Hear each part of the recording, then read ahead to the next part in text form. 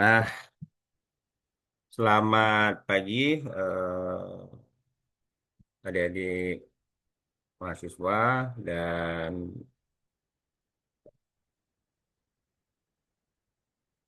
Profesor Ibrahim dari FKUB Kalimantan Barat.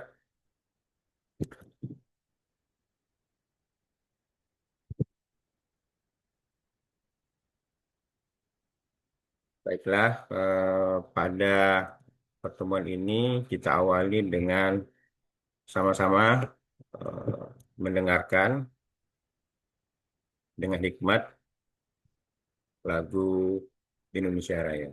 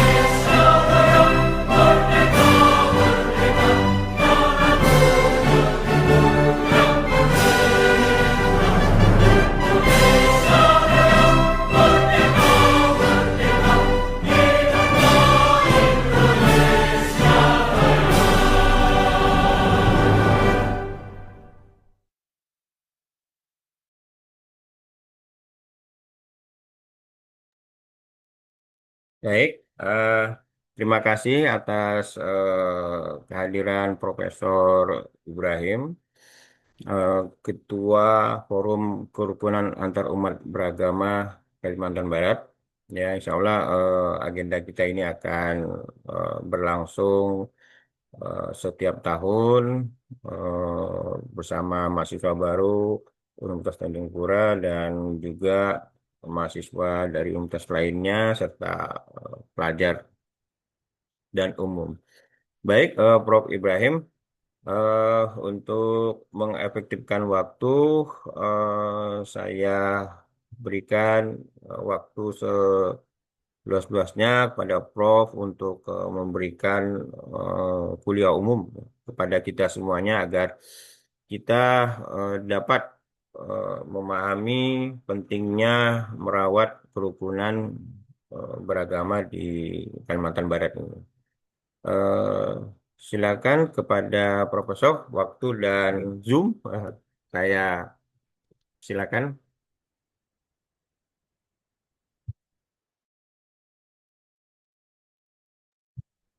Suaranya Prof belum masuk.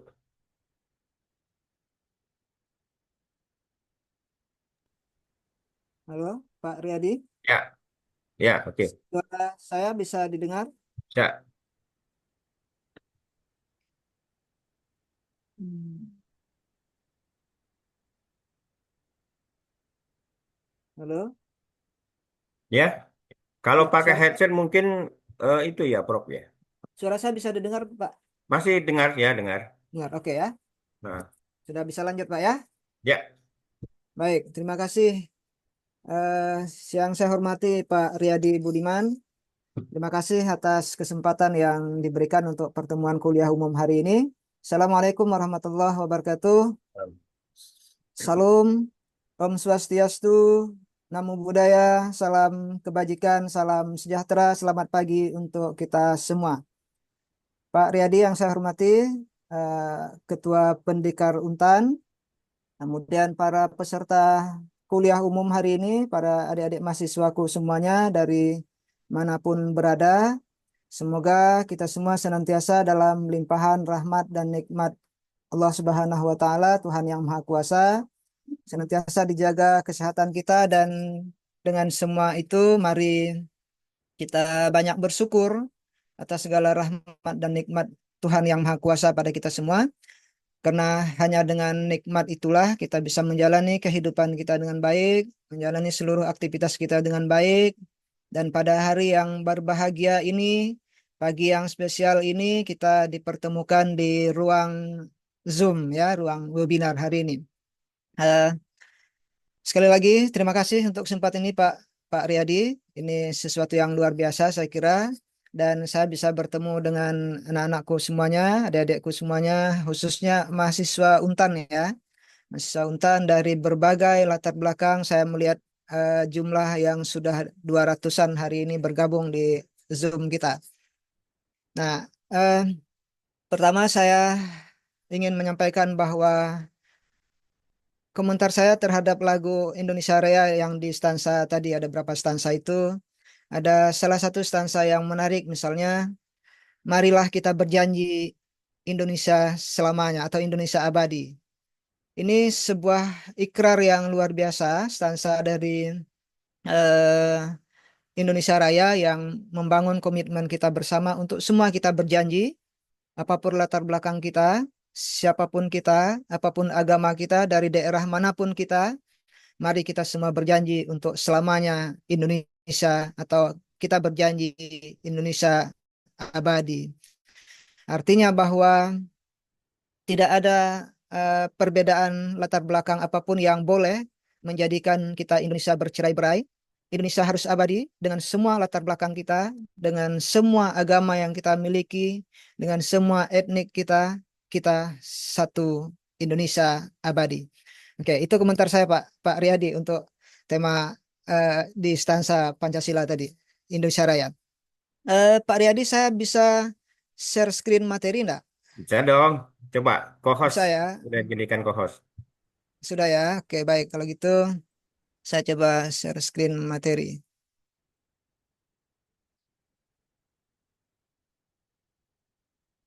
Sudah nampak ya? Ya, benar. Oke. Ya, eh, sesuai dengan tema yang diberikan ke saya, tema merawat kerukunan antar umat beragama di Kalimantan Barat.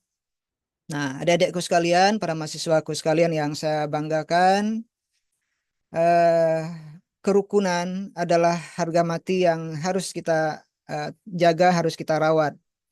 Keragaman agama juga adalah bagian yang juga harus kita rawat, karena kita beragam maka kita harus rukun. Kerukunan dan keragaman adalah bagian yang tak terpisahkan dalam kehidupan kita. Nah, karena itu saya ingin memperlihatkan pertama dalam kesempatan ini dengan realitas keragaman kita ya. Eh, ya, realitas keragaman kita. Adik-adikku sekalian, hari ini kita yang hadir di ruang eh, Zoom ini, kita yang hadir kuliah umum ini sesungguhnya adalah satu kesatuan dari keragaman ini. Mungkin ada di antara kita yang beragama Hindu hari ini ya, di sini ya. Ada di antara kita yang beragama Konghucu di sini, ada di antara kita yang beragama Buddha di sini. Apalagi misalnya yang beragama Islam juga ada di sini. Ada yang beragama Kristen Kristen di sini, ada yang beragama Katolik di sini. Artinya inilah kita. Inilah kita yang harus kita pahami, harus kita kenali hari ini bahwa kita memiliki keragaman, kita memiliki perbedaan-perbedaan dalam beberapa aspek, termasuk pilihan agama kita. Bahkan mungkin di antara kita ada yang menganut aliran kepercayaan, bukan sebuah masalah. Inilah realitas kita, dan inilah yang harus kita kenali bahwa kita adalah bagian dari keragaman. Indonesia kita adalah Indonesia yang terdiri dari keragaman. Kita negara kesatuan, tapi kesatuan itu bukanlah tunggal, tapi kesatuan itu adalah kombinasi dari keragaman-keragaman kita, termasuk dalam hal agama. Nah, adik-adikku sekalian, mahasiswa yang saya banggakan bahwa eh, apa hakikat dari keragaman ini gitu ya? Apa hakikat dari kita berbeda? Nah, sesungguhnya ini bagian yang perlu kita pahami dalam kesempatan yang singkat hari ini. Pertanyaan pertama yang harus jadi pembelajaran kita adalah mengapa kita berbeda gitu ya. Mengapa kita berbeda? Mengapa kita berbeda agama? Karena agama adalah pilihan yang terkait dengan keimanan dan keyakinan kita. Agama adalah keimanan, agama adalah keyakinan, sesuatu yang kita percayai, sesuatu yang kita yakini. Karena dia sesuatu yang kita yakini, maka kita punya pilihan tersendiri sesuai dengan keyakinan kita. Keyakinan tentang apa? Agama itu, ya keyakinan kita tentang kebenaran, keyakinan kita menuju jalan Tuhan. Nah, karena dia jalan menuju kebenaran, jalan menuju Tuhan, maka akan sangat mungkin jalan itu lebih dari satu. Saya ingin contoh sederhana, Pak Riyadi. Kalau di kelas itu saya sering mencontohkan. Kalau kita punya tujuan misalnya ingin membeli, saya ingin membeli ikan di pasar Pelamboyan misalnya. Dimanapun posisi Anda sekarang yang di Kota Pontianak. Saya ingin membeli ikan di pasar Pelamboyan. Nah, tujuan kita sama, sama-sama ingin membeli ikan, tempatnya sama di Pasar Pelamboyan. Tetapi jalan untuk kita sampai ke Pasar Pelamboyan dan mendapatkan ikan, membeli ikan di Pasar Pelamboyan bisa beda-beda. Ada banyak jalan menuju Pasar Pelamboyan gitu ya. Yang dari arah Adi Sucipto bisa lewat Imam Bonjol, bisa lewat Ahmad Yani, yang arah Kota Baru bisa lewat Sudirman Ahmad Yani masuk Veteran sampai ke Pelamboyan, bisa lewat Suprapto Supratman masuk Pelamboyan, bisa lewat Gajah Mada sampai Pelamboyan, bisa lewat Tanjung Pura juga sampai Pelamboyan. Artinya bahwa inilah yang namanya pilihan jalan itu ya. Pilihan jalan nanti tergantung, belum lagi pilihan jalan nanti bergantung dengan kendaraan apa yang akan kita gunakan untuk membeli ikan ke Pelamboyan. Bisa beda. Yang pilih kendaraan motor akan beda cara jalannya. Yang pilih bawa mobil akan beda laju cepat dan tidaknya. Yang pilih mengayuh beca akan beda cara jalannya. Bahkan yang pilih jalan kaki juga beda gitu. Nah, inilah hakikat dari perjalanan menuju sesuatu yang kita tuju. Nah, agama juga sesungguhnya seperti itu. Agama adalah pilihan kita karena kita percaya, karena keimanan kita untuk menuju kebenaran Tuhan. Karena itu sangat mungkin dalam pilihan jalan itu kita berbeda dan itulah realitas hari ini bahwa kita berbeda agama, kita berbeda keyakinan yang dianut hari ini gitu ya, adik-adikku sekalian. Itu yang pertama. Yang kedua, karena kita berbeda keyakinan, maka kita memiliki kebebasan dalam memilih agama sebagai sebuah pilihan keyakinan, pilihan keimanan kita. Nah, dalam konteks ini kita diberikan kebebasan untuk memilih, baik secara normatif berdasarkan agama kita masing-masing, norma agama kita masing-masing, maupun secara konstitusional, undang-undang kita. Secara normatif misalnya, agama kita, apapun agama itu sangat terbuka dengan perbedaan gitu ya. Dalam Islam misalnya, dalam Islam itu ada banyak ayat yang bicara tentang eh, pamansa apal yu'min, pamansa apal yakfur misalnya dalam surah Al-Kahfi itu. Siapa yang berkehendak untuk menjadi orang beriman ya berimanlah. Siapa yang berkehendak menjadi kufur ya kufurlah gitu ya. Kemudian eh, la ikraha fiddin dalam Islam ya, tidak ada paksaan dalam beragama karena sudah jelas semua itu adalah pilihan-pilihan dan setiap pilihan ada tanggung jawabnya masing-masing, setiap pilihan ada konsekuensinya masing-masing. Artinya, secara normatif keagamaan kita Wah, memberi teknik. peluang Kayak memberi memberi peluang untuk kita memilih pilihan agama kita masing-masing itu secara normatif. Nah, secara konstitusional itu sangat jelas. Kita punya Undang-Undang 28 ya, Undang-Undang 28 tentang kebebasan jaminan kebebasan memilih agama, memeluk agama sesuai keyakinan kita masing-masing. Negara menjamin itu, siapapun kita dijamin oleh negara untuk beragama dan berkeyakinan sesuai dengan kepercayaan kita masing-masing. Nah, ini artinya bahwa adik-adikku sekalian, agama kita yang berbeda, pilihan agama kita yang berbeda, hari ini sesungguhnya secara normatif adalah eh, ada dukungan dari agama kita yang terbuka dengan perbedaan itu ada banyak sekali ya. Kalau dalam Islam ada banyak sekali ayat Al-Quran yang memberikan peluang kita untuk berbeda, termasuk hidup berdampingan dalam perbedaan agama. Nah, secara konstitusional negara kita menjamin perbedaan agama itu sehingga hari ini secara resmi negara kita mengakui 6 agama di Indonesia ya. Ya, 6 agama itu tadi yang kita tampilkan di depan, ada Islam, ada Katolik, ada Kristen, ada Hindu, ada Buddha, ada Konghucu, dan satu aliran kepercayaan. Dan dalam aliran kepercayaan itu sesungguhnya adik-adikku sekalian, itu ada banyak lagi aliran kepercayaan yang tergabung dalam satu aliran kepercayaan itu. Ada ratusan bahkan tergabung di situ. Nah, ini menunjukkan bahwa ada perlindungan yang jelas secara normatif dan secara konstitusional tentang perbedaan kita dalam beragama. Nah, yang ketiga, karena eh, perbedaan agama, kemudian kita diberikan kebebasan secara normatif dan konstitusional dengan semua perbedaan pilihan agama kita, maka setiap pilihan akan diminta pertanggungjawaban masing-masing. Nah, itu tadi yang saya sebutkan bahwa jangankan dalam beragama, dalam kehidupan kita sehari-hari pun, apapun itu, ketika kita harus memilih, maka setiap pilihan itu pasti ada konsekuensinya, gitu ya. Setiap pilihan itu pasti ada akibatnya yang harus kita pertanggungjawabkan. Adik-adik sekalian, memilih untuk menjadi mahasiswa itu juga ada konsekuensinya yang menuntut adik-adik sekalian harus belajar dengan sungguh-sungguh, harus ikut program perkuliahan dengan sungguh-sungguh, harus mengerjakan semua kewajiban sebagai seorang mahasiswa sehingga bisa mendapatkan hasil yang baik sebagai seorang mahasiswa. Akan beda dengan orang yang tidak memilih sebagai mahasiswa. Mungkin punya kebebasan yang lain di luar sana, tidak harus buat tugas, tidak harus hadir kuliah kalau dia bukan mahasiswa. Nah, artinya semua pilihan kita harus pasti ada konsekuensinya dan setiap pilihan kita mesti ada pertanggungjawaban di akhir pilihan kita. Nah, inilah hakikat dari pilihan termasuk dalam pilihan beragama. Ketika kita berbeda agama, berbeda pilihan dalam beragama, maka pilihan itu juga pasti ada pertanggungjawaban masing-masing di agama kita. Karena itu, semua pilihan itu harus kita hormati sebagai hak setiap kita. Semua pilihan kita yang berbeda harus kita hargai sebagai bagian dari kebebasan memilih secara konstitusional kita dalam beragama.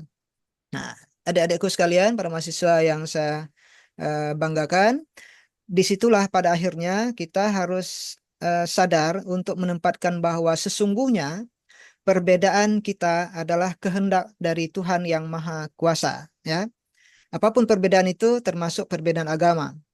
Kehendak Tuhan yang menciptakan kita berbeda. Dalam bahasa agama atau dalam bahasa Islam itu ini disebut dengan sunatullah, kehendak Allah, kehendak Tuhan. Kok bisa? Iya, bahwa kita berbeda ini kehendak Tuhan. Tuhan yang menciptakan kita berbeda. Faktanya apa, adik-adikku sekalian? Saya selalu contoh paling sederhana begini. Pernahkah kita meminta untuk dilahirkan sebagai seorang Muslim? Atau sebagai seorang Buddhis, sebagai seorang Kristen, atau sebagai seorang Hindu Konghucu? Faktanya tidak pernah, adik-adik sekalian ya. Tidak pernah ya. Anda tidak pernah minta dilahirkan sebagai seseorang dari agama apa. Tapi faktanya kita lahir dalam perbedaan agama masing-masing satu. Secara suku budaya misalnya, pernahkah kita minta dilahirkan sebagai bangsa Melayu, etnik Madura, etnik Jawa, Sunda, etnik Dayak dan seterusnya? Tidak pernah, kita tidak pernah minta itu. Pernahkah kita minta dilahirkan saya sebagai seorang laki-laki sajalah, biar enggak, jangan perempuan, atau saya lahirkan saya sebagai seorang perempuan? Tidak pernah kita meminta itu. Tapi kenapa kita lahir dengan kita hari ini? Karena Tuhan yang menghendaki kita dengan perbedaan kita. Nah, karena itu adik-adik sekalian, kalau kita memahami bahwa perbedaan kita adalah kehendak Tuhan yang menciptakan, maka tidak boleh kita menafikan perbedaan ini. Apalagi kita mencela perbedaan kita apapun itu, tidak boleh. Kalau kita mencela sesama kita hanya karena kita berbeda, sama saja kita mencela Tuhan yang menciptakan kita berbeda. Kalau kita menyalahkan perbedaan kita sebagai biang dari konflik dan perkelahian di antara kita, sama saja dengan kita menyalahkan Tuhan yang menciptakan kita berbeda. Nah, karena itu harus kita pahami bahwa kalau terjadi konflik karena perbedaan, bukan karena kita berbeda sesungguhnya, tetapi karena kita gagal dalam memahami perbedaan, karena kita gagal dalam menempatkan perbedaan kita. Nah, bahasa lain, ada komunikasi yang harus kita bangun dengan baik, ada pemahaman yang harus kita bangun dengan baik terkait dengan semua perbedaan-perbedaan di antara kita. Nah, ini adik-adikku sekalian. Saya coba berikan beberapa argumentasi dalam konteks Islam misalnya ya. Ya, yang lain, adik-adikku yang lain yang beragama Kristen, Hindu, Katolik, Hindu, Buddha, Konghucu, silakan nanti merujuk pada sumber agama masing-masing terkait dengan perbedaan ini. Kalau dalam Islam itu ada banyak ayat Al-Quran yang bicara tentang perbedaan. Satu contoh misalnya dalam Al-Quran surah Al-Ma'idah ayat 48. Walikullin ja'alna minkum sir'ata wa minhaja. Dan setiap kita yang berbeda ini ada jalan masing-masing, ada syariat masing-masing, ada metode masing-masing. Walau sa'allahu ja'alakum ummatan wahidah. Kalau Tuhan berkehendak menciptakan kita menjadi satu umat saja, tidak ada perbedaan, tidak ada laki-laki atau perempuan, satu aja, tidak ada etnik A, etnik B, satu etnik saja, tidak ada agama A, agama B, agama C, satu agama saja, itu perkara yang mudah bagi Allah. Adakah kita yang meragukan kekuasaan Allah, kekuasaan Tuhan? Tidak ada. Semua agama, semua kita yang beragama pasti menyatakan bahwa Tuhan kita adalah Tuhan yang Maha Kuasa, Tuhan yang punya kehendak dengan kuasanya yang tak terbatas. Mau apapun tidak ada yang membatasi kuasa Tuhan. Termasuk kalau Tuhan berkehendak menjadikan kita satu saja umat, satu saja agama, satu saja etnik, satu saja bangsa, itu bukan perkara yang sulit bagi Tuhan kita. Pasti bisa. Walakin liyabluwakum bima atakum. Tapi Allah tidak berkehendak, Tuhan tidak berkehendak menjadikan kita umat yang satu.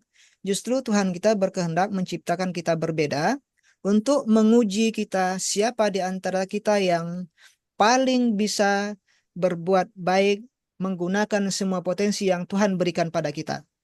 Nah, itu tujuannya. Mengapa kita berbeda? Karena Tuhan ingin menguji kita siapa di antara kita yang paling bisa menggunakan potensi yang dibekali oleh Tuhan kita masing-masing. Nah, apa misalnya? Tuhan menciptakan kita dengan potensi hati untuk memahami, ya. Semua kita, siapapun kita, dari agama apapun kita, dari etnik apapun kita, kita semua punya hati, kan? Punya hati untuk merasakan, punya hati untuk memahami, punya hati untuk menyelami, dan seterusnya. Kita semua punya hati itu. Nah, siapa di antara kita yang paling bisa menggunakan hati kita yang diberikan oleh Tuhan itu untuk menyelami kebaikan, untuk merasakan kebaikan kita, kebaikan orang lain, kebaikan bersama. Siapa di antara kita yang bisa merasakan itu? Itu yang pertama. Potensi yang kedua, misalnya Tuhan berikan kita mata untuk melihat. Kalau tadi eh, apa namanya hati. Yang kedua, Tuhan berikan semua kita dengan mata atau penglihatan untuk melihat kebaikan-kebaikan, untuk melihat kuasa Tuhan, kebenaran dan seterusnya. Kita semua diberikan mata untuk melihat. Siapapun kita, apapun agama kita, apapun etnik kita, semua kita diberikan Tuhan dengan mata untuk melihat kebenaran, kebaikan, kemaslahatan dan seterusnya. Tuhan juga membekali setiap kita dengan pendengaran, bukan telinga yang ini ya. Pendengaran itu bukan telinga ini, karena ada orang punya telinga ini tapi tidak bisa mendengar gitu ya.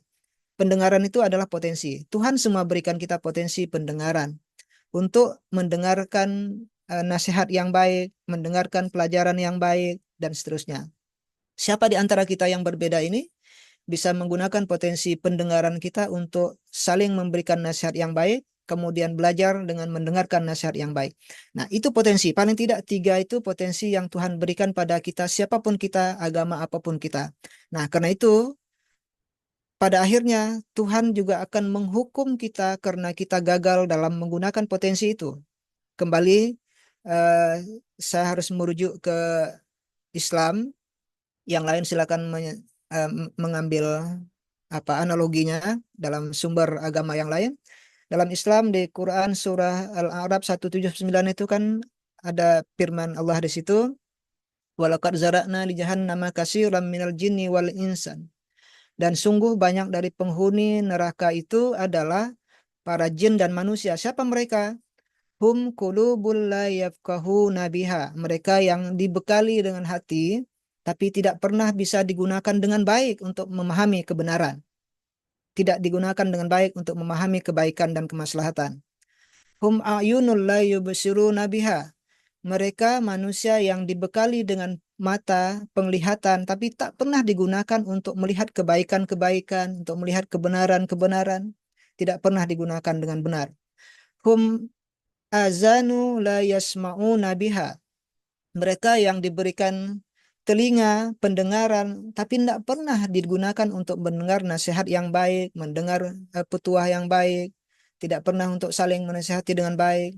Nah, ulaika kal an'amu balhum adal. Nah, mereka itulah manusia-manusia yang seperti itu sama dengan binatang, bahkan lebih hina dari binatang. Oke? Nah, adik-adikku sekalian, kita manusia dan hewan nyaris hampir sama sebenarnya. Sama-sama punya hati, cuma potensi hati manusia jauh lebih sempurna. Sama-sama punya mata, sama-sama punya telinga. Ketika kita tidak bisa menggunakan semua potensi itu secara baik dan maksimal, maka kita sama dengan binatang, kata Tuhan kita.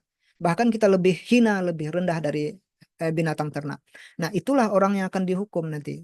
Artinya apa tadi? Bahwa kita berbeda, sengaja diciptakan Tuhan untuk Tuhan menguji siapa di antara kita yang paling bisa menggunakan potensi-potensi yang Tuhan bekali pada kita. Agama apapun itu, gitu ya. Kemudian fastabikul khairat, untuk berbuat kebajikan, memberikan kemaslahatan pada banyak orang. Siapa di antara kita yang berbeda ini yang paling bisa memberikan banyak manfaat bagi orang lain, yang memberikan banyak kemaslahatan bagi orang lain? Siapa di antara kita? Inilah tujuan Tuhan menciptakan kita yang berbeda. Nah, ini kalimat di bawah ya. Jadi Perbedaan yang Tuhan ciptakan pada kita, yang sengaja Tuhan ciptakan kepada kita adalah untuk menguji kita, kemudian untuk eh, memotivasi kita supaya kita bisa saling berlomba dalam kebajikan, berlomba dalam menebarkan kemaslahatan, dan menemukan kebenaran Tuhan dengan semua kebaikan-kebaikan yang kita lakukan. Bukankah Tuhan itu adalah zat yang maha baik dan Tuhan itu sumber bagi kebaikan? Tuhan menciptakan Tuhan mencintai kebaikan. Karena itu kebaikan-kebaikan harus kita wujudkan sebanyak mungkin dalam kehidupan kita sekalian, apapun agama kita.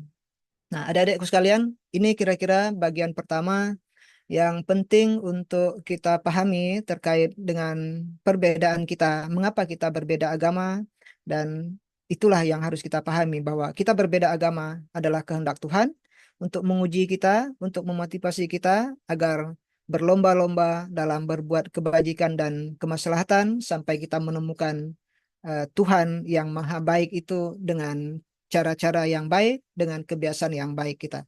Kalau kita biasa berlaku hal yang tidak baik, kita tidak akan pernah merasakan kebaikan Tuhan itu. Itu ya. Kemudian berikutnya adik-adikku sekalian, fakta dari keragaman dan perbedaan.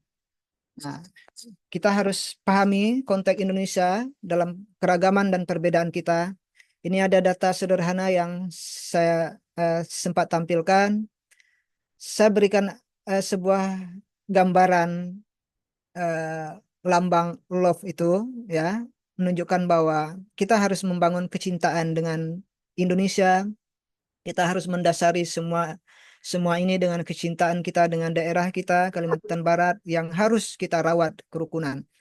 Dalam konteks Indonesia misalnya hari ini data terbaru kita ada di angka 285,23 juta penduduk Indonesia, yang di situ ada berbagai agama, paling tidak ada 6 agama, ada satu aliran kepercayaan. Dalam konteks Kalimantan Barat hari ini, kita ada di angka 5,8 juta jiwa penduduk Kalimantan Barat.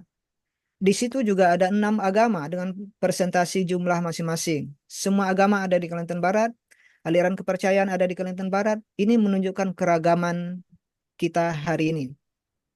Secara suku budaya kita luar biasa, ada ribuan suku, sub-suku, ada ratusan bahasa, bahasa daerah kita, ada ribuan, belasan ribuan pulau, adat budaya kita masing-masing yang berbeda.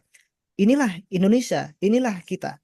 Jadi kalau bicara Indonesia bukan bicara satu agama, kalau kita bicara Indonesia bukan bicara satu etnik, satu suku, kalau kita bicara Indonesia bukan bicara satu pulau, tapi kita bicara Indonesia, bicara banyak agama, bicara banyak suku, banyak budaya, banyak bahasa, banyak adat istiadat, dan seterusnya. Inilah kita Indonesia, gitu ya. Oke. Nah, karena itu maka perlu kita keragaman ini, keragaman kita sebagai Indonesia dengan semua keragaman agama, suku, budaya, adat istiadat, bahasa dan seterusnya harus kita jaga, harus kita rawat bersama, ya. Sekali lagi, keragaman kita apapun itu, agama, suku, budaya, bahasa, adat istiadat dan semuanya harus kita jaga dan kita rawat bersama. Jika tidak kita jaga dan kita rawat bersama, bukan Indonesia, kita bukan Indonesia, gitu ya. Nah, Ya, makasih Prof. oke, lanjut saya share screen dulu ya. Oh, share screen belum Pak Riyadi? Di share. Oh, belum bisa. Belum, Ntar belum. saya hidupkan Setting. ininya Ya, sebagai ya, host. Ibrahim Eh, make co-host. Oke, oke, unmute, Prof, unmute. oke, siap. Oke, lanjut. Saya share screen dulu ya. Ya, Oke, sudah terlihat ya. ya, ya, Prof. Oke, jadi saya ulangi sedikit bahwa keragaman kita, apapun itu, agama, budaya, suku, adat, dan seterusnya, perlu kita jaga, kita rawat bersama. Karena sesungguhnya keragaman ini, selain tadi adalah kehendak Tuhan, keragaman ini sesungguhnya adalah anugerah bagi bangsa kita. Keragaman ini adalah kekayaan yang mempersatukan kita sebagai sebuah bangsa, sebagai negara kesatuan misalnya. Negara kesatuan tidak akan pernah wujud jika kita tidak berbeda. Sekali lagi, negara kesatuan tidak akan pernah hadir kalau kita tidak berbeda. Karena hakikat kesatuan adalah karena perbedaan. Tanpa perbedaan tidak ada kesatuan. Oke, cerna ya adik-adikku sekalian. Cerna adik-adikku sekalian. Kesatuan adalah wujud dari kita berbeda. Kalau kita tidak berbeda, kesatuan tidak akan pernah hadir. Karena itu, merawat kita sebagai negara kesatuan sama pentingnya dengan kita merawat keragaman kita. Oke, dipahami ya? Nah, yang kedua, kekayaan, perbedaan, keragaman kita adalah kekayaan yang mempersatukan kita sebagai manusia, manusia Indonesia, manusia yang terhimpun dari keragaman-keragaman yang melahirkan kita Indonesia. Karena itu saya katakan di depan tadi bahwa siapa Indonesia? Indonesia adalah kita yang beragam. Siapa Indonesia? Indonesia adalah 6 agama dengan satu kepercayaan di dalamnya. Siapa Indonesia? Indonesia adalah kita yang ribuan suku bangsa dan sub-suku bangsa. Siapa Indonesia? Indonesia adalah ratusan bahasa dan sub-bahasa daerah. Siapa Indonesia?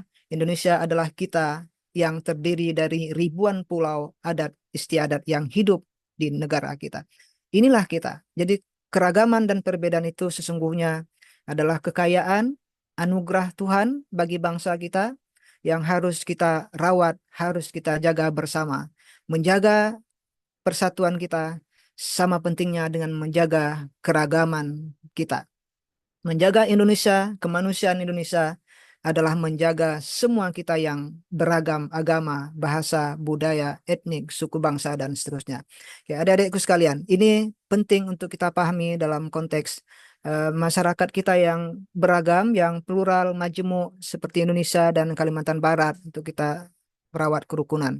Nah, pada akhirnya, kita juga harus berpikir tentang bagaimana kita bisa merawat kerukunan di tengah perbedaan kita yang beragam tadi. Ada beberapa pendekatan, ada beberapa cara yang bisa kita lakukan. Salah satunya yang hari ini sedang digalakkan oleh bangsa ini melalui Kementerian Agama, termasuk FKUB di situ, termasuk pendikar menurut saya di situ adalah merawat kerukunan dengan moderasi beragama. Apa itu moderasi beragama? Nanti boleh kita dialog adik-adik sekalian ya. Kalau ini di ruang terbuka, kalau ini di ruang kelas tatap muka, saya akan langsung ajak adik-adikku semuanya untuk dialog di setiap bagian ini, tidak di bagian akhir. Tapi karena ini kita melalui ruang virtual, maka sesi dialognya nanti kita tempatkan di bagian belakang. Nah, merawat kerukunan dengan moderasi beragama. Apa itu? Bagaimana caranya? Caranya adalah bagaimana kita memperbaiki cara pandang kita, memperbaiki sikap kita, memperbaiki cara beragama kita yang mengedepankan prinsip keseimbangan. Prinsip eh, jalan tengah, kita harus menjaga keseimbangan, tidak boleh ekstrim, dan harus inklusif. Nah, saya ingin jelaskan beberapa bagian. Apa makna jalan tengah dan ekstrim? Ekstrim, tidak ekstrim artinya jangan serba terlalu dalam beragama. Serba terlalu begini, eh, sedikit-sedikit tak boleh, ini tak boleh, itu tak boleh, sedikit-sedikit mudah mengkafirkan, itu kafir, itu neraka dan seterusnya. Terlalu. Kalau begitu apa yang boleh dalam agama? Ini tidak baik. Serba ekstrim, serba boleh juga tidak baik. Udah tidak ada masalah, tidak ada larang. Kerjakan saja, lakukan saja apa yang Anda mau. Itu juga tidak baik. Itu namanya ekstrim. Ekstrim kiri, ekstrim kanan. Ekstrim yang menganggap semua serba boleh, tak ada larangan, itu tidak baik. Ekstrem yang menganggap bahwa serba tidak boleh, ini tak boleh, itu tak boleh, ini salah, ini tak boleh.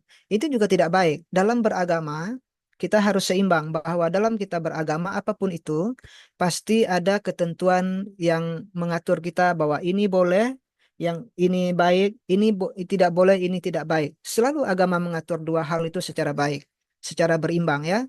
ada yang dibolehkan dalam beragama, ada juga yang tidak dibolehkan dalam beragama, ada yang dianggap baik dan harus kita lakukan dalam beragama, tapi ada juga yang tidak baik dan tidak boleh kita lakukan dalam beragama. Nah, itu harus kita bangun seimbang dalam beragama kita, prinsip keseimbangan, jalan tengah, tidak ekstrim itu. Yang berikutnya adalah keberagamaan kita, cara kita beragama yang terbuka, tidak inklusif. Artinya apa? Kita beragama harus percaya dengan agama yang kita anut. Saya sampaikan adik-adik sekalian, agama apapun kita, yang Muslim, yang Islam, yang Kristen, yang Katolik, yang Hindu, yang Buddha, yang Konghucu, dalam beragama, ketika kita memilih agama tertentu, pastikan kita yakin bahwa agama kita itu benar. Tidak baik, tidak boleh beragama, tapi kita ragu dengan agama kita. Pastikan dalam beragama kita percaya dengan agama kita benar. Tetapi sikap yang inklusif tidak berhenti di situ. Kita percaya dengan kebenaran kita juga harus memberikan tempat untuk kebenaran orang lain, kebenaran yang orang lain yakini. Paham ya? Jadi kita percaya dengan kebenaran kita tidak boleh menghalangi orang lain dengan kebenaran yang dia yakini. Itu sikap yang inklusif. Artinya, saya benar dengan kebenaran yang saya yakini, Anda juga mungkin benar dengan kebenaran yang Anda yakini. Itu sikap yang inklusif. Perbedaannya, lawannya yang tak boleh adalah sikap yang eksklusif. Ketika kalau kita percaya dengan kebenaran kita, kemudian kita mengatakan hanya ini yang benar. Kalau tidak sama dengan kita, pasti salah. Kalau tidak sama dengan kita, itu pasti tidak benar. Nah, itu yang eksklusif. Eksklusif itu bukan moderasi ya. Moderasi itu harus inklusif. Bahwa kita yakin dengan pilihan kita benar, tapi kita tidak boleh menyalahkan orang lain dengan pilihan orang lain. Bisa saja dia juga memilih sesuatu pasti dengan dasar dia percaya dan kebenaran. Karena itu ya silakan kita sama-sama berpegang pada kebenaran yang kita yakini dengan agama yang kita yakini. Itu sikap yang inklusif. Nah, itulah model moderasi beragama yang harus kita kembangkan adik-adikku sekalian. Kalau kita bisa menempatkan pilihan perbedaan kita secara inklusif tadi, bahwa kita memilih agama A untuk agama kita sebagai keyakinan kita akan kebenaran, silakan itu jalani dengan baik dan harus kita jalani dengan seperti itu. Tapi ada orang lain, karena kita tidak hidup sendiri, ada orang lain dengan pilihan yang berbeda dengan kita karena dia yakin dengan pilihan itu, ya silakan dia dengan pilihan dan keyakinannya. Nah, kalau itu bisa kita bangun dalam kehidupan sosial kita, interaksi antar agama kita, maka tidak ada lagi persoalan kita dengan perbedaan agama gitu ya. Nah, wujudnya apa? Dalam konteks sikap moderasi yang seperti itu, ada 4 wujud yang harus kita kembangkan, yang disebut dengan indikator moderasi beragama. Pertama, pastikan dengan beragama akan memupuk kecintaan kita kepada negara Indonesia, yang disebut dengan komitmen kebangsaan. Adik-adikku sekalian, kalau kita mendalami agama kita dengan baik, terutama agama yang berkembang di Indonesia, 6 agama itu dengan baik, seharusnya keberagamaan kita, cara beragama kita, pemahaman agama kita akan membuat kita semakin cinta dengan negara kita Indonesia. Tapi hati-hati adik-adik sekalian jika dengan alasan mendalami agama terus membawa kita pada pengingkaran terhadap Indonesia, terhadap negara kita, hati-hati. Ada yang keliru dalam kita beragama. Karena sesungguhnya Indonesia, negara kita adalah negara yang mengakomodir nilai-nilai keagamaan kita. Satu contoh misalnya, negara kita berasaskan pada ideologi Pancasila, ya, ideologi Pancasila. Memang bukan Islam karena tidak ada dalam Al-Quran dan hadis, tak ada dalam Taurat, tak ada dalam Injil, tak ada dalam Zabur, dalam kitab apapun kitab agama. Tidak ada Pancasila dalam kitab agama kita karena dia bukan ideologi agama. Kita punya ideologi Pancasila.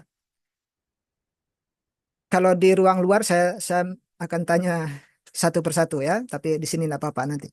Pancasila ada 5 sila.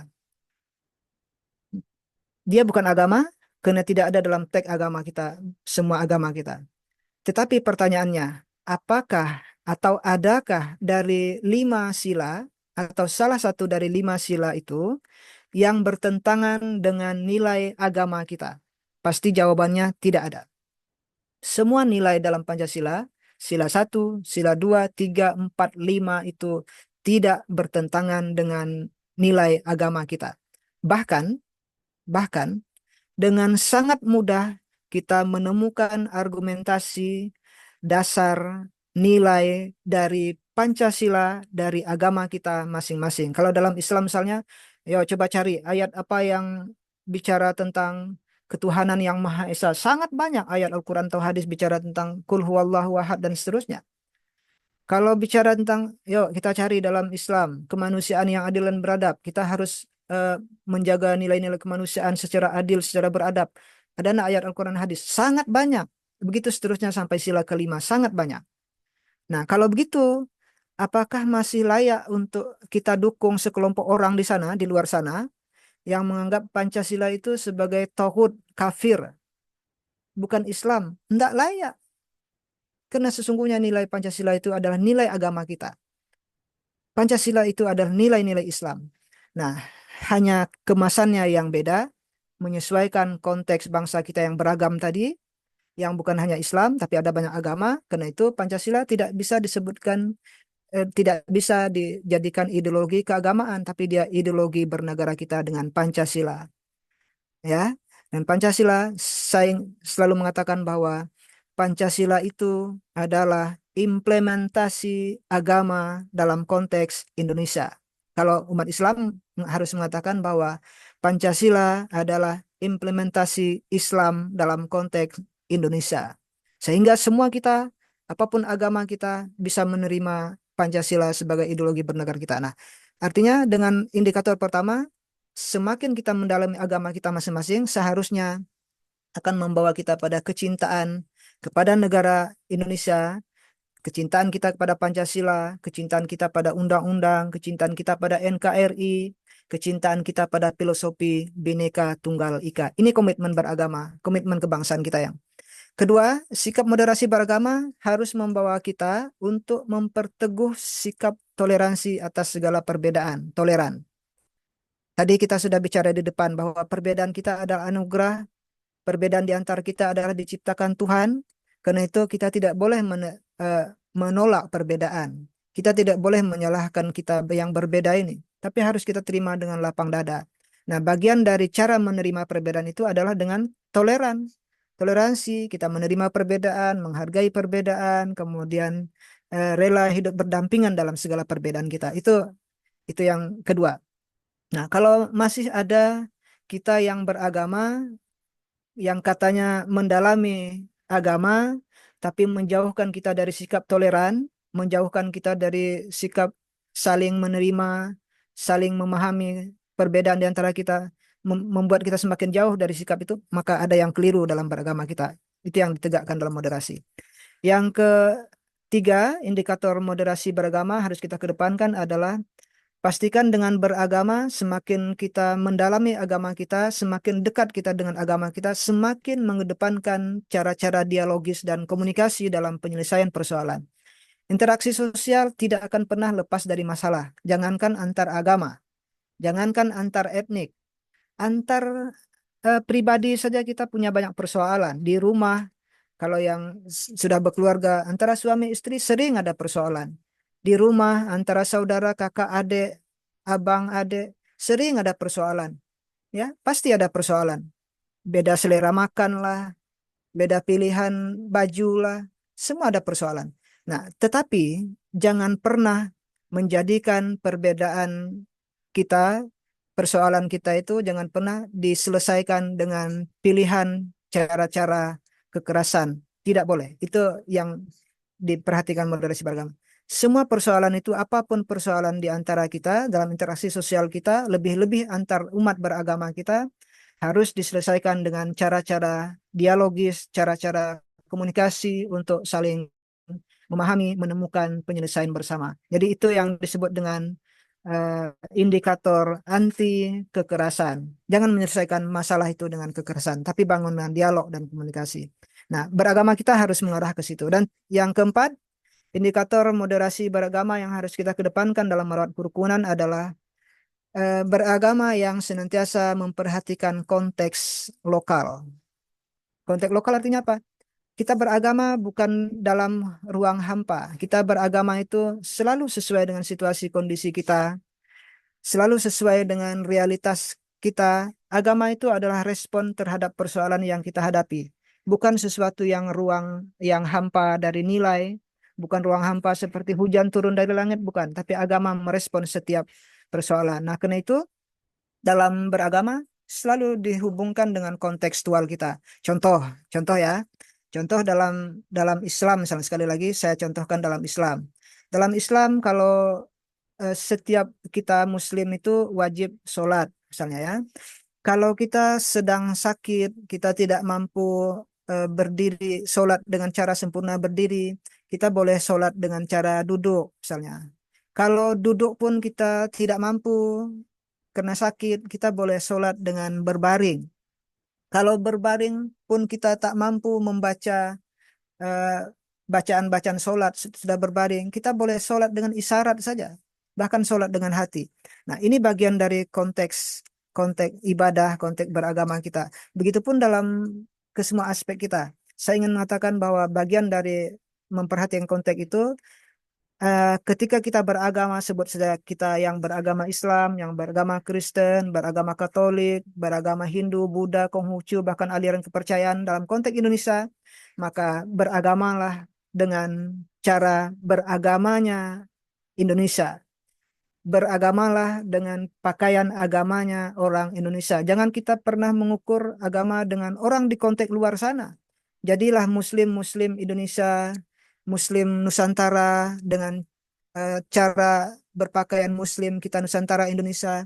Jangan diukur dengan cara beragama orang di luar kita, Timur Tengah, cara berpakaian Timur Tengah dan seterusnya.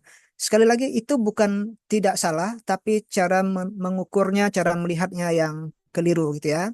Jadi ini yang disebut dengan agama adalah memperhatikan konteks lokal. Agama bukan creatio ex nihilo. Jadi agama itu bukan sesuatu yang turun tanpa sebab, tanpa respon. Agama bukan creatio ex nebula, sesuatu yang hampa datang begitu saja, tapi agama adalah respon bagi semua persoalan yang ada di sekitar kita. Nah, itu yang harus kita lihat dalam konteks menjaga dan merawat kerukunan umat beragama kita dengan moderasi. Terus masih ada beberapa bagian. Nah, karena itu maka adik-adikku sekalian, mahasiswa sekalian, toleransi adalah puncak moderasi dalam merawat kerukunan umat beragama dalam konteks keragaman kita Indonesia. Apa bentuk moderasi toleransi yang harus kita pahami? Ada tiga tingkatan toleransi. Pertama, kemampuan kita untuk menerima perbedaan sebagai anugerah atau pemberian Tuhan tadi. Bahwa kita berbeda, itu harus kita terima dengan lapang dada. Bahwa kita berbeda harus kita tempatkan sebagai anugerah atau pemberian dari Tuhan kita ya. Nah, itu yang dalam Al-Quran surah Al-Maidah surah kelima ayat 48 tadi. Yang kedua, setelah kita menerima perbedaan di antara kita sebagai sesuatu yang anugerah, maka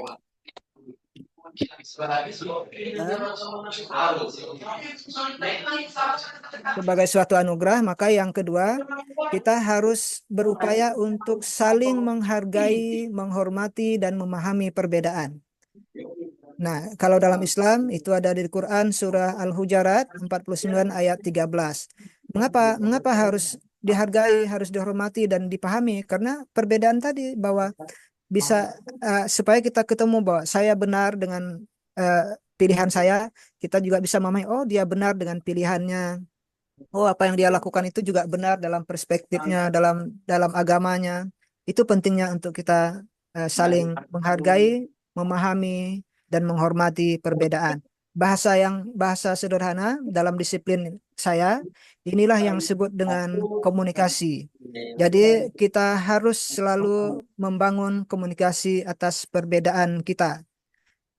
Ya, itu yang disebut dengan lita arafu. Lita arafu itu menghargai, menghormati, memahami. Tapi dalam bahasa disiplin saya itu adalah komunikasi. Kita perlu komunikasi.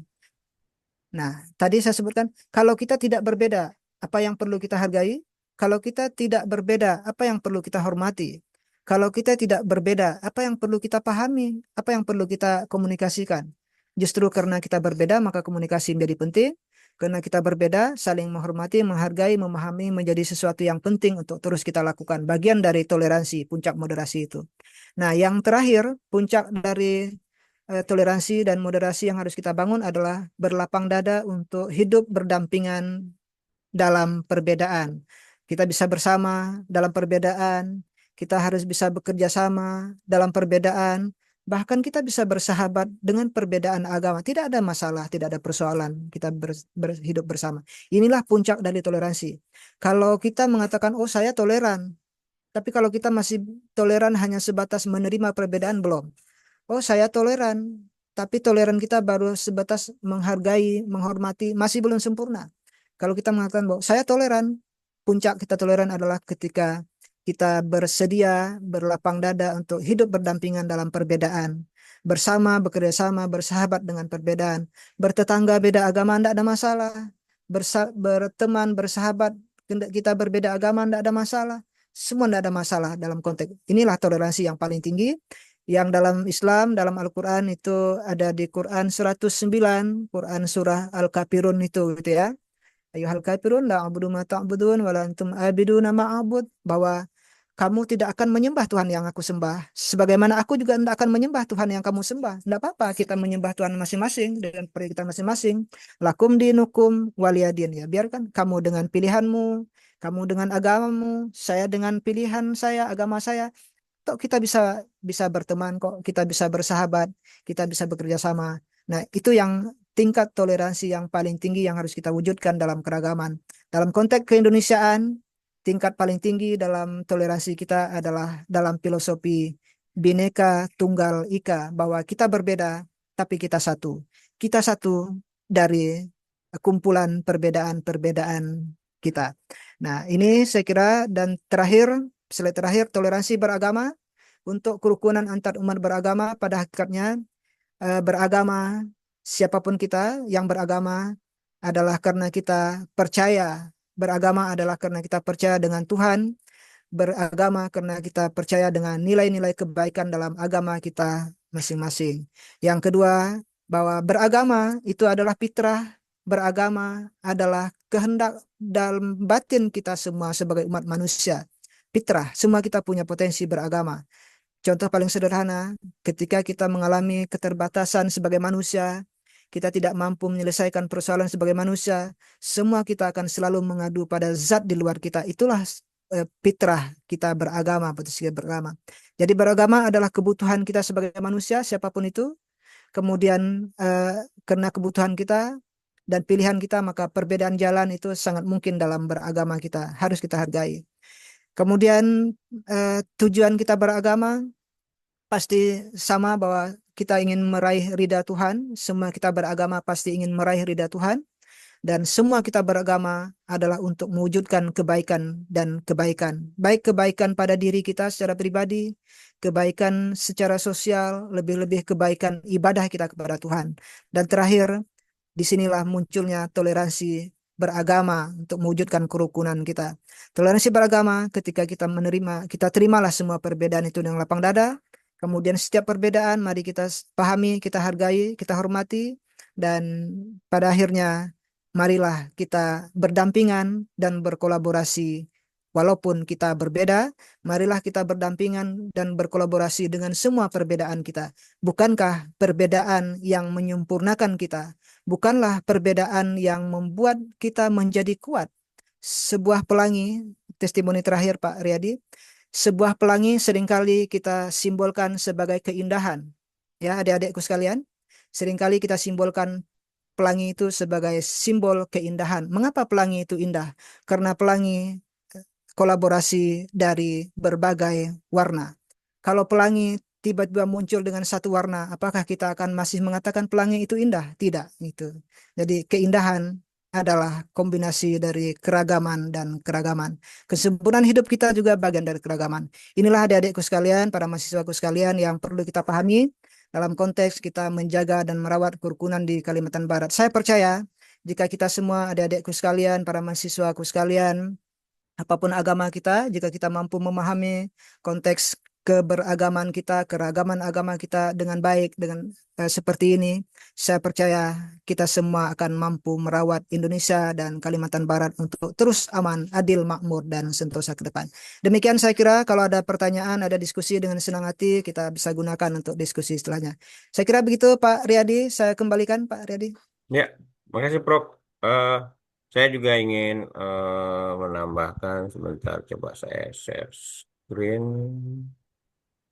Hmm, Coba saya share screen sebentar. Jadi di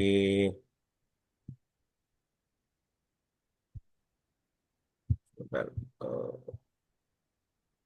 di Universitas Tanjung Pura juga sudah menerapkan apa namanya moderasi beragama, Prof. Jadi Ya, di kampus kami ini ada yang namanya diskusi antar agama. Mereka bertiga bertiga diskusinya. Kalau lebih dari tiga nanti masing-masing buat kelompok diskusi sendiri. ya, Jadi ini di mereka tiga orang diskusi gitu. Cuman temanya dibatasi, temanya dibatasi ini temanya. Eh, mm, ya masalah-masalah sosial kemasyarakatan, kenegaraan, kecuali yang dilarang mm, adalah diskusi terkait dengan keimanan, sudah, ya, keyakinan, akidah itu. Itu ya, memang dilarang diskusi karena tidak akan sama. ya, Nah, betul. kalau masalah-masalah sosial kemasyarakatan ini banyak nih, ada sekitar 52 tema lah. Setiap Hmm, pekan mereka ganti-ganti. ya, Misalkan tentang apa ini penipuan online, hmm, tentang prostitusi atau sikap intoleran gitu, ya, atau LGBT, terorisme, radikalisme, hmm, pornografi, termasuk ya, juga tentang money politik, black campaign, banyak ya, banyak ya, tema-temanya. Nah, mereka diskusi nih masing-masing. Nanti di hmm, dalam laporannya bagaimana, misalkan ini kan, bagaimana tentang xenofobia. hmm, Xenofobia itu takut dengan orang asing. ya, Nah, bagaimana menurut eh, masing-masing agama? ya, Nah, seperti itu, Prof.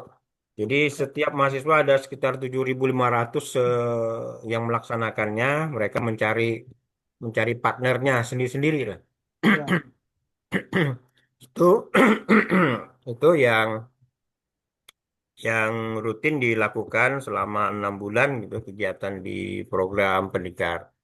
Nah, selanjutnya kita beranjak pada sesi tanya jawab. Ini sangat banyak nih, Prof. ya, siap. Pertanyaan-pertanyaan yang disampaikan oleh dari mahasiswa bisa kita mungkin lebih pada interaktif kali ya, nggak perlu saya bacain gitu. Ya, ya, boleh. Mungkin ada mahasiswa yang mau langsung bertanya pada Profesor Ibrahim, Ketua Forum Kerukunan Antar Umat Beragama Kalimantan Barat. Silakan, adik-adik. Ada yang mau tanya langsung, membacakan pertanyaannya. Silakan, siapa? Ada nggak? Kalau tidak nih, saya bacakan nih salah satunya nih. Misalkan dari Sabrina. Sabrina bertanya, bagaimana cara menyikapi perbedaan keyakinan agar tidak berkembang menjadi konflik sosial di masyarakat multikultural seperti Kalimantan Barat. Nah, itu, Prof. Ya, Tadi ya, udah ada ya. Tadi ada ya solusinya ya, Prof ya. ya, Coba ya, cari yang lain. Misalkan dari ini, dari siapa ini? Nah, ini panjang ini nih. Dari Alia Salsabila. Bagaimana cara menyikapi orang tua yang menganggap jika kita berteman dengan teman yang berbeda agama akan membawa pengaruh buruk hmm, buruk di apa nih? Membawa pengaruh buruk. Oh, bentar. Dan membawanya ke jalan yang salah. Padahal sebagai rakyat Indonesia yang memiliki keragaman agama, budaya, ras, adat istiadat dan lain-lain seperti tercantum dalam Pancasila harus saling menghargai dan menghormati perbedaan. Dan kita tidak boleh memilih teman yang beragama sama saja, karena Hmm, sebagai manusia kita perlu adanya relasi dan bersosialisasi. Tuh. menarik. Apalagi ya? Apa dampak media sosial terhadap kerukunan antar umat beragama di Kalimantan Barat? Nah, ini Prof dari Siapa siapa tuh? Mar Martaza Kastel Bunga Gita, dari Adkip. Ini Prof menarik nih Ya, kaitannya dengan media sosial, dampak sosial dari media sosial.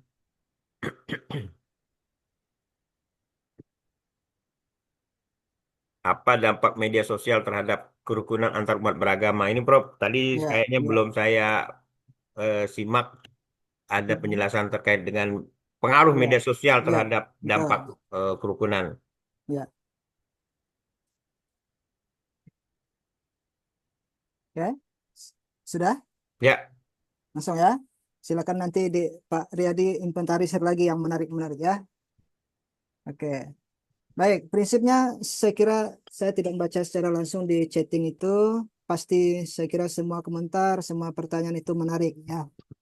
Yang Sabrina karena sudah telanjur dibaca oleh Pak Riyadi ya, saya harus sampai sedikit lah. Walaupun tadi sudah ya, cara cara menyikapi perbedaan keyakinan ya. Tadi itu bahwa keyakinan itu apalagi dalam konteks agama, keyakinan akan kebenaran agama itu harus kita tempatkan sebagai sebuah pilihan bebas kita sebagai manusia yang kita tadi secara normatif diberikan peluang oleh agama kita. Sabrina kalau lihat nama Muslim ya, Sabrina Muslim. Kan ada dalam ayat Al-Quran kita misalnya la ikrah hafiddin, tidak ada paksaan dalam beragama karena sudah jelas dalam beragama itu ada kebenaran-kebenaran seperti apa gitu. Kemudian dalam Islam juga untuk Sabrina misalnya pamansa paliyukmin, pamansa paliyakfur, siapa yang mau beriman maka berimanlah, yang mau kafir maka kafirlah. Tapi ingat nanti kalau beriman ini konsekuensinya, kalau kafir ini konsekuensinya. Nah, jadi ini pilihan ya. Jadi agama memberikan kita pilihan. Keyakinan agama itu adalah pilihan kita yang harus dihargai dan harus dihormati, termasuk dengan semua konsekuensi-konsekuensi yang harus kita tanggung dengan semua pilihan. Jadi itu ya. Kalau kita tidak mampu memilih dengan baik karena keterbatasan pengetahuan dan wawasan kita dalam beragama, maka kita perlu meminta nasihat dalam memilih keyakinan agama kita. Kita perlu belajar banyak agama yang kita pilih, ya belajar dengan orang tua, belajar dengan para guru, para ustadz kita untuk menentukan pilihan-pilihan kita dalam beragama ya. Nah, itu caranya. Dan yang kedua, ketika kita sampai pada pilihan, kemudian ternyata pilihan kita berbeda, kita tidak boleh menyalahkan orang lain yang berbeda pilihan dengan kita. Hargai dan hormati itu sebagai pilihan dan tanggung jawab kita dengan semua pilihan kita yang berbeda. Nah, dua hal itu ya. Jadi pilihlah dengan baik dan sadar. Beragama juga harus dengan pilihan yang baik. Pastikan kita beragama dengan semua kesadaran pengetahuan kita. Eh, Tidak boleh beragama asal-asal saja, sekedar mengikuti saja, tidak boleh. Tapi kita beragama, berupayalah untuk sebaik mungkin beragama. Kemudian terhadap orang yang punya pilihan beragama dengan kita,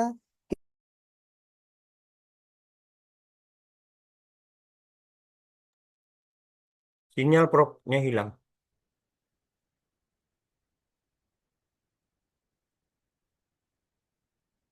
Hilang sinyalnya Prof.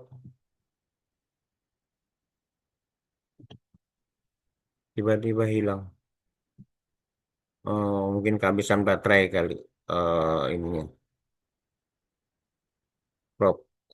Ibrahimnya.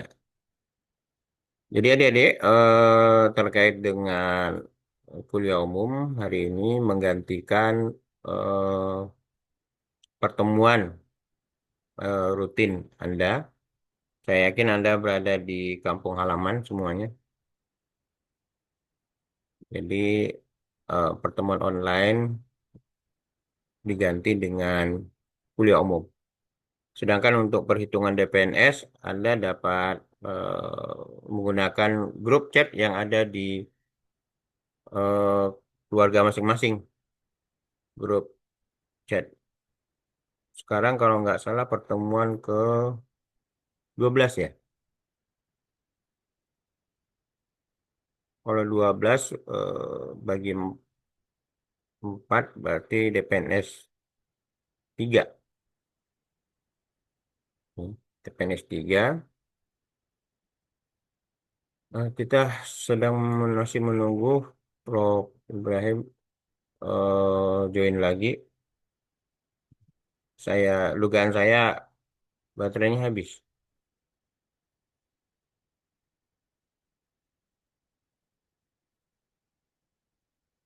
Mana Prof? Ya, Pak Riyadi. Ya, Sudah silakan Prof, lanjut. kok hilang ya? Sudah lama kah hilangnya? Di sampai mana tadi ya? Saya sudah eh jelas Alia belum? ya, pertanyaan itu tadi. Alia ya. Alia. Oke, Alia lagi ya. Cara menyikapi orang tua yang menganggap berteman dengan orang berbeda agama tidak baik, bawa pengaruh buruk. Nah, dua hal yang harus dipahami di sini Alia. Satu, orang tua, orang tua kita, siapapun kita ya, kita wajib menghormati dan mematuhi orang tua ya. Karena Videonya Prof, belum. oh Kameranya video belum belum. buka. Baik, baik, baik, baik. Oke. Oke. Nah, siapapun kita adalah kewajiban kita untuk menghargai, menghormati, dan mematuhi orang tua kita, gitu ya. Nah, dan kita dilarang untuk eh, menentang orang tua kita. Nah, itu ya, sebagai seorang anak, kita harus patuh, harus hormat dengan orang tua. Hanya satu yang kita boleh tidak patuh dengan orang tua ketika orang tua memerintahkan kita untuk berbuat kezoliman atau kejahatan. Hanya itu saja yang kita boleh membantah orang tua. Selain itu, kita tidak boleh membantah orang tua kita. Nah, terkait kalau orang tua kita melarang berteman dengan orang berbeda agama, maka itu yang harus kita pahami, kita komunikasikan dengan baik. Apa dulu yang dikhawatirkan orang tua? Kalau teman berbeda agama itu banyak punya perangai yang baik. Teman berbeda agama tidak menjerumuskan kita pada hal-hal yang tidak baik, termasuk merusak agama kita. Tidak ada persoalan. Itu yang harus dipahami, gitu ya. Itu yang bisa dikomunikasikan dengan orang tua bahwa tidak karena teman berbeda pasti menyeret kita pada sesuatu yang tidak baik. Bisa saja justru teman yang berbeda agama itu membawa kita pada banyak kebaikan, banyak kemaslahatan. Selagi berteman itu bukan untuk merusak akidah kita. Saya punya banyak teman agama bukan beragama Islam, ya, non-Islam, dan saya bisa saling berbagi kemaslahatan, kemanfaatan dengan teman yang beragama selain Islam. Sebaliknya, tidak pernah teman yang berbeda agama menghalangi saya untuk ibadah. Tak pernah teman beragama merusak akidah saya sebagai Muslim, misalnya. Kalau itu yang terjadi, itu yang kita bangun, tidak ada persoalan berteman antar agama. Orang tua punya kekhawatiran wajar karena dia punya tanggung jawab dengan anak. Jangan sampai anaknya nanti malah rusak agamanya, anaknya nanti malah murtad dalam bahasa agama, anaknya nanti malah pindah agama dan seterusnya. Itu yang dikhawatirkan orang tua. Tapi sekali lagi, kekhawatiran-kekhawatiran itu adalah bagian yang bisa dikomunikasikan, bisa dibicarakan dengan baik, dan bisa diyakinkan dengan orang tua bahwa berteman dengan orang berbeda agama tidak selamanya akan merusak, tapi bisa saja menjadi sesuatu yang bermanfaat. Dan itu faktanya, gitu ya. Faktanya kita punya banyak teman di luar sana dengan orang yang berbeda agama. Kita bisa saling mengisi, saling berbagi kebaikan, motivasi dan seterusnya. Jadi dua hal itu Alia ya. Jadi satu, apapun alasan kita tetap harus membangun hubungan yang baik dengan orang tua, menghormati orang tua, patuh dengan orang tua. Selagi perintah dan larangan orang tua tidak menyangkut akidah, maka itu tidak boleh kita lawan orang tua. Nah, yang kedua, eh, soal berteman, siapa teman kita, bagaimana cara kita berteman. Ini adalah wilayah yang bisa kita atur, bisa kita komunikasikan, dan bisa kita beri pemahaman bersama, termasuk dengan orang tua. Siapa tahu justru ketika orang tua kita mengenali teman kita, justru orang tua akan, oh bagus teman Anda. Orang tua tidak lagi akan melihat apa agama teman Anda, tapi dia bisa melihat teman Anda itu bagus, individu yang justru menjadi motivasi untuk berbuat lebih baik.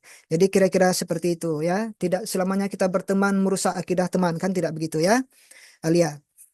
Kemudian Montaza, dampak media sosial terhadap kerukunan umat beragama. Ya, jadi media sosial salah satu realitas yang tak bisa kita hindari hari ini. Tak bisa kita pungkiri keberadaan media sosial. Semua kita hidup dalam realitas media sosial yang luar biasa.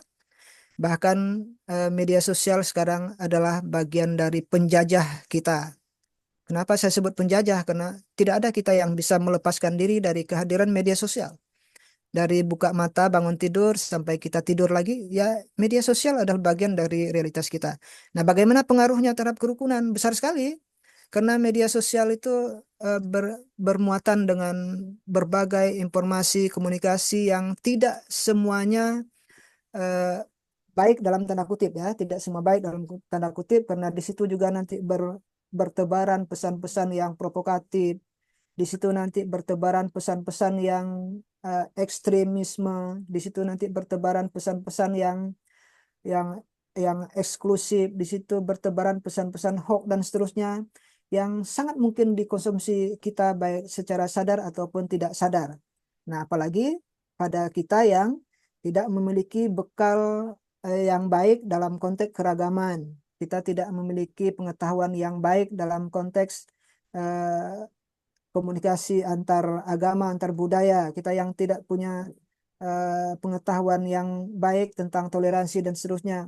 Media itu bisa memberikan pengaruh yang luar biasa. Dan faktanya itulah yang melahirkan beberapa kelompok-kelompok keras, kelompok radikal ekstrim, bahkan para terorisme itu karena pengaruh media.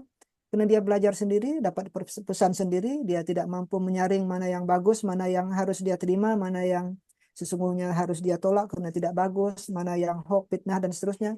Dia terima saja. Nah, ini akan melahirkan individu yang rusak tadi. Jadi kalau bertanya, bagaimana dampak media sosial terhadap kerukunan umat beragama? Sangat besar pengaruhnya. Karena itu saya ingin berpesan pada kita semua, jadilah sebagai individu yang bijak dalam bermedia, jadilah individu yang punya literasi dalam bermedia sehingga media kita kelola untuk sarana mempererat silaturahim, sarana untuk memperkuat komunikasi, toleransi dan seterusnya.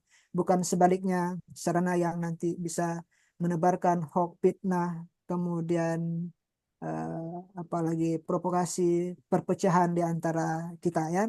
Dan media punya peluang baik dan peluang tidak baik itu. Kita lah yang harus mengontrol media supaya dia menjadi sesuatu yang positif dalam konteks merawat dan menjaga kerukunan. Jangan mudah percaya dengan semua berita di media, tapi kita harus mengujinya, kita harus mengeceknya, bahkan kita harus memilah, memfilternya. Mana yang baik kita ambil, kita sebarkan, mana yang tidak baik harus segera kita hentikan dan kita uh, apa tutup dari komunikasi media. Kira-kira seperti itu, Muntaza. Anda generasi Z sangat menentukan untuk menjadikan media itu memberikan pengaruh positif bagi kerukunan kita. Termasuk ini, Ya, Prof. Perdebatan agama di media sosial, Prof. ya, ya, ya itu juga perdebatan-perdebatan agama di media sosial bisa juga menjadi persoalan karena apalagi bicara soal agama kita perlu memastikan bahwa siapa yang bicara, dari mana latar belakang yang bicara, bagaimana otoritas orang yang berbicara, keilmuannya, latar belakang keilmuannya, paham keagamaannya apa. Ini penting untuk kita teliti. Tidak semua orang yang bicara itu bisa kita terima dan bisa kita pakai gitu ya. Latar belakang harus kita lihat, track recordnya harus kita lihat.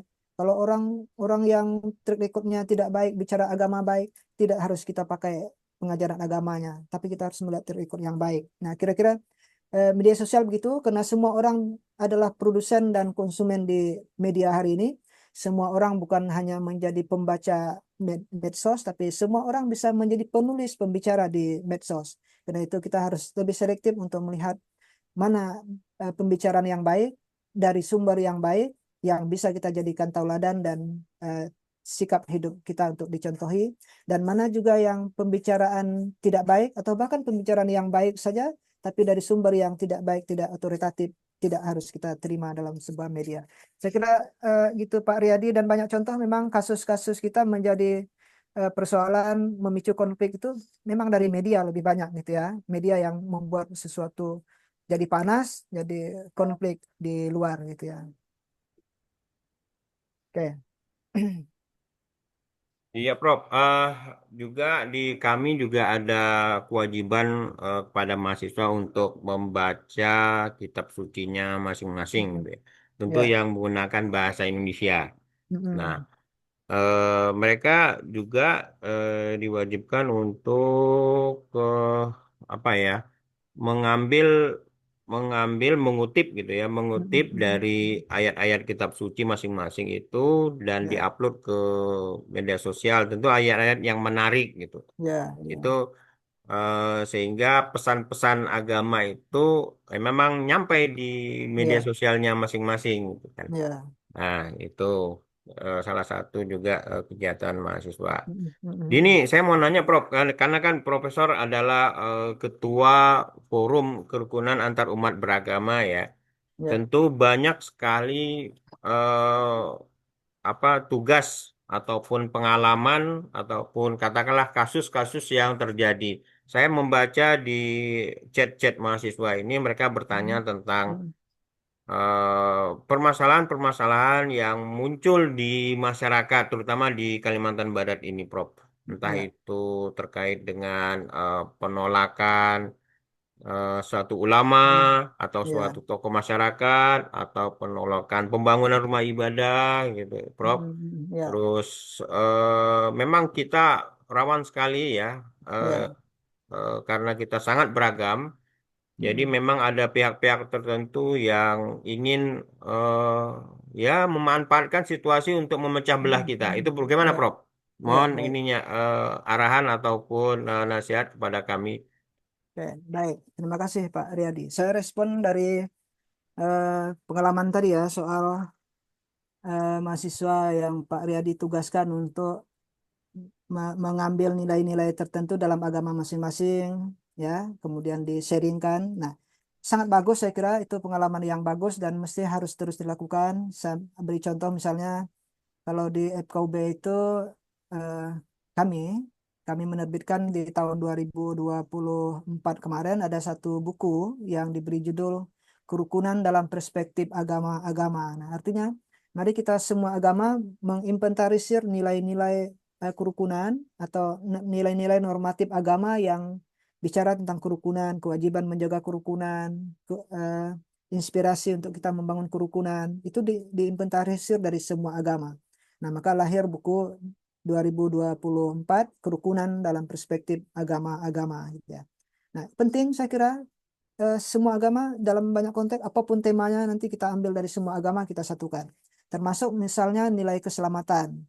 Bagaimana agama A bicara tentang keselamatan, B keselamatan, C dan seterusnya juga bicara tentang keselamatan. Sangat banyak. Salah satu contoh sederhana eh, semua agama itu punya salam. Salam itu maknanya adalah doa untuk keselamatan gitu ya.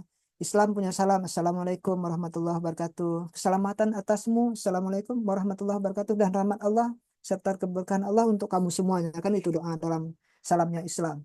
Salamnya Kristen dengan salum. Salum itu juga bermakna selamat, keselamatan buat Anda, salum gitu ya. Kemudian begitu juga dengan salam Om Swastiastu pada umat Hindu, salam dengan Namo Buddhaya pada orang umat Buddha, atau Wite Tong Tien, ya, salam kebajikan pada Konghucu. Ini juga semuanya adalah doa-doa untuk keselamatan pada orang yang kita temui. Artinya bahwa kita hanya berbeda berbeda bahasa, kita hanya berbeda tekstual, tapi substansinya kita semua ingin memberikan selamat doa selamat untuk semua orang.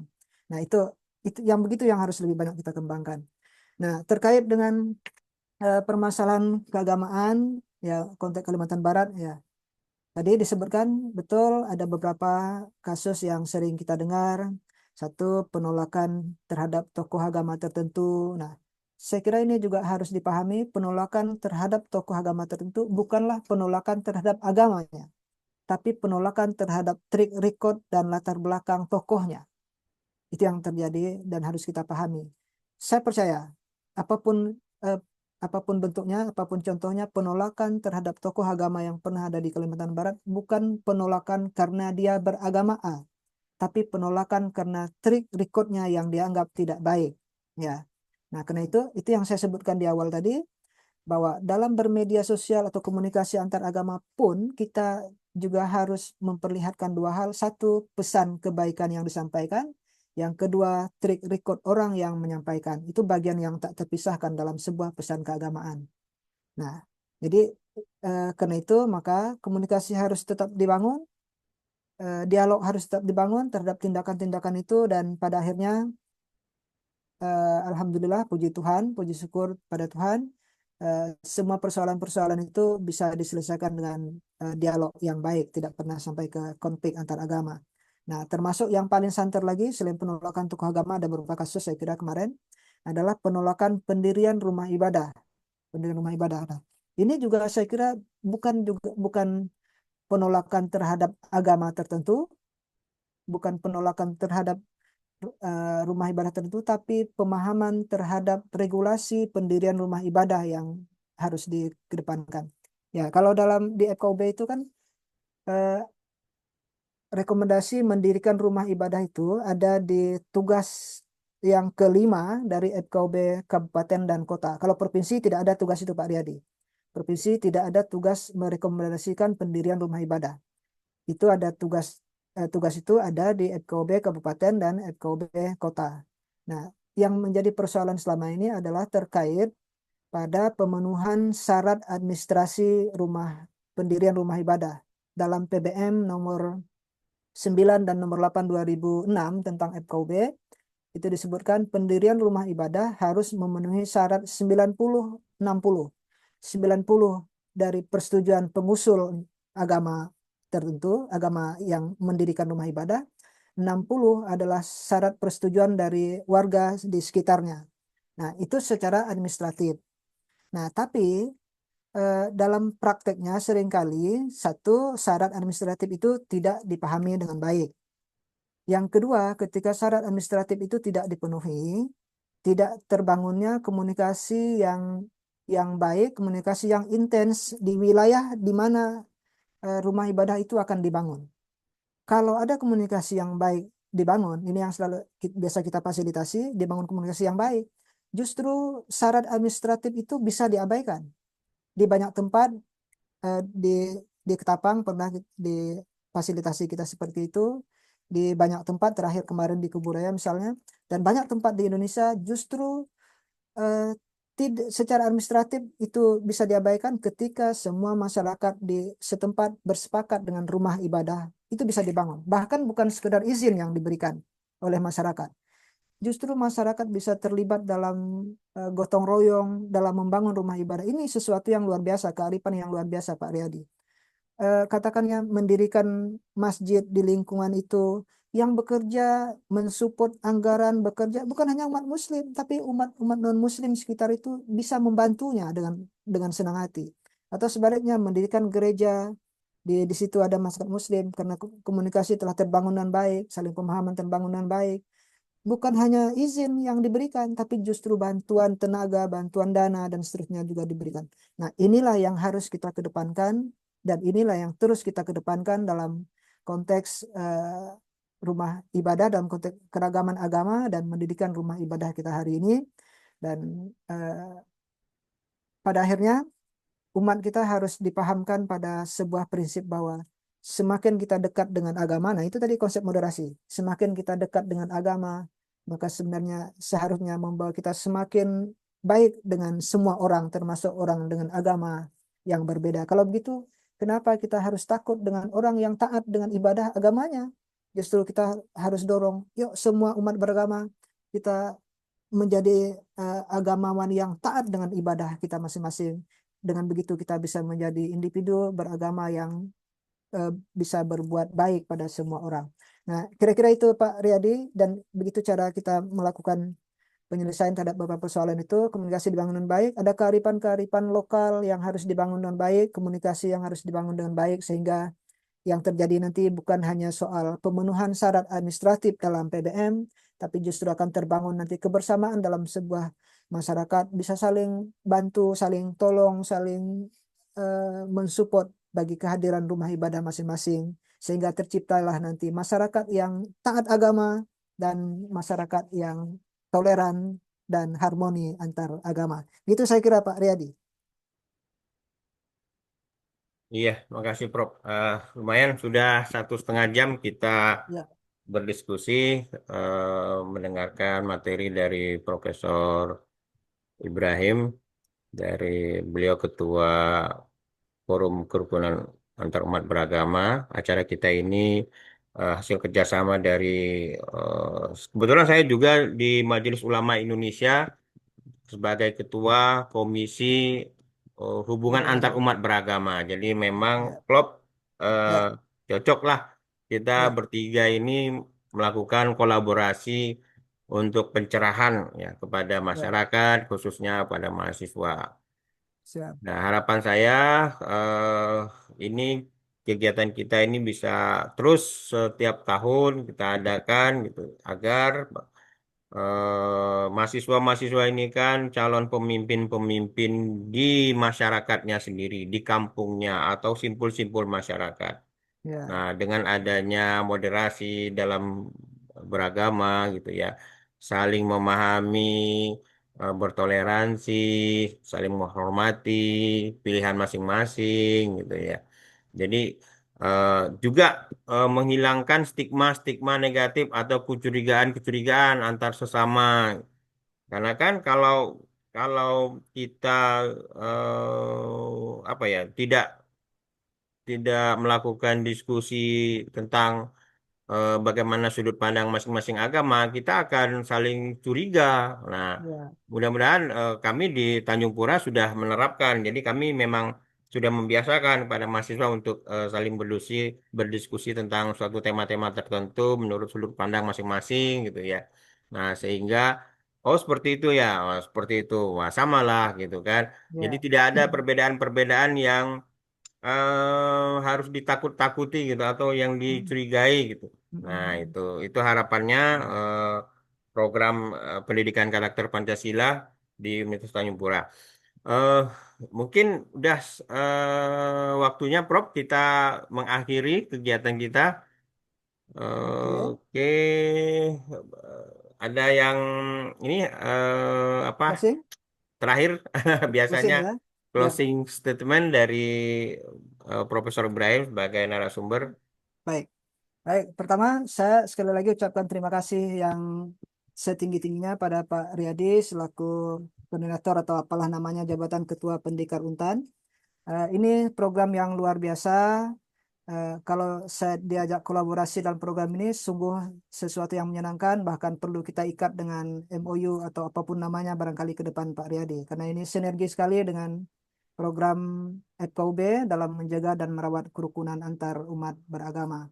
Kemudian kepada peserta sekalian, mahasiswaku sekalian, terima kasih untuk diskusi singkat kita. Saya titip amanah ketuhanan, amanah kemanusiaan, amanah keindonesiaan untuk mari kita jaga, kita rawat kebersamaan kita rawat keragaman kita rawat Indonesia dengan semua perbedaan di antara kita, terutama perbedaan agama. Pastikan Indonesia abadi adalah janji kita. Kalimantan Barat rukun dan harmoni adalah tanggung jawab kita bersama. FKUB walaupun diberi tugas yang jelas khusus untuk menjaga dan merawat kerukunan, tapi sekali lagi FKUB tidak akan mungkin mampu merawat kerukunan di Kalimantan Barat tanpa dukungan dari semua elemen, termasuk adik-adik mahasiswa semuanya. Karena itu saya mengajak kita semua, mari kita semua terus menjaga dan merawat kerukunan di bumi Kalimantan Barat. Kita merawat Indonesia dengan keragaman kita dan jadikan ini sebagai modal bagi kekuatan kita sebagai sebuah bangsa dan daerah Kalimantan Barat. Terima kasih. Salam kerukunan, rukun, rukun, rukun untuk kita Rukun, semua. rukun, rukun. Salam rukun. Demikian. Terima kasih. Assalamualaikum warahmatullahi wabarakatuh. Salam. Salam. Om Santi, Santi, Santi, Om Namo Buddhaya. Salam kebajikan. Selamat pagi menjelang siang untuk kita semua. Terima Ya, kasih. terima kasih. Kita tutup dengan sama-sama menyanyikan lagu Bagimu Negeri.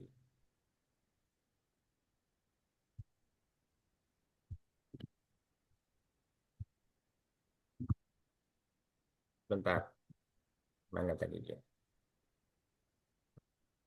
Sebentar.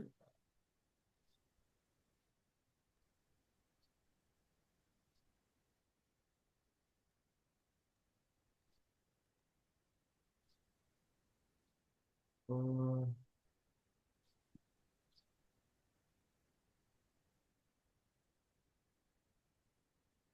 stop.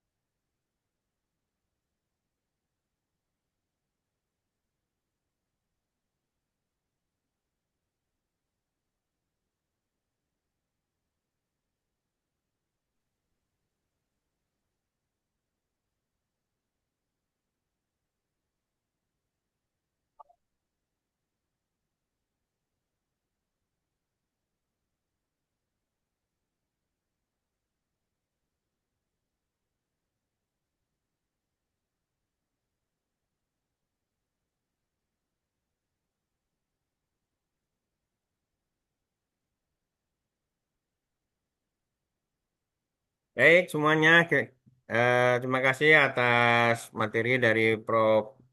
Ibrahim, Ketua FKUB Kalimantan Barat. Semoga kita dapat bertemu kembali tahun depan, karena ini Ya, agendanya setiap tahun. Makasih, saya sama-sama. cukupkan. Selamat pagi menjelang siang. Salam Pancasila. Salam.